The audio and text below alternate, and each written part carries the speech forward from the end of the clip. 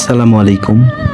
জীবন মানে শুধু বেঁচে থাকাই নয়, জীবন মানে বীরের মতো যুদ্ধ করে বেঁচে থাকা। আশা করি একটু সময় নিয়ে আমার কথাগুলো শুনবেন। আমার জীবনের শুরুতে জীবনটা ছিল এক রঙিন প্রজাপতি, হালকা আর উদ্দেশ্যহীন। ভাবতাম শুধু হাসা আর ভালোবাসা দিয়েই কেটে যাবে, কিন্তু আজ বুঝি জীবনটা আসলে এক নিরন্তর যুদ্ধ।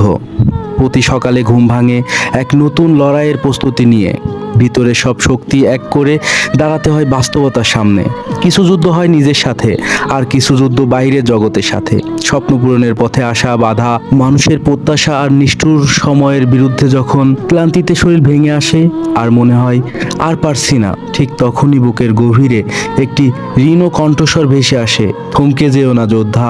এই যুদ্ধে জেতা হারা বড় কথা নয়, বড় কথা হলো প্রতিবার পড়ে গিয়েও আমার উঠে দাঁড়ানোর জেদ, প্রতিবার আঘাত পেয়েও আবার নতুন করে স্বপ্ন দেখার সাহস। হয়তো এই জীবন যুদ্ধের শেষ নেই, তবুও আজ আমার মনে হয় এই সংগ্রামী জীবনকে অর্থ দেয়। এই ক্ষতগুলোই প্রমাণ করে দেয় আমি বেঁচে ছিলাম, আমি লড়েছিলাম, আর আমি হার মানিনি। আর এটাই জীবনের সবচেয়ে আবেগময় সত্য।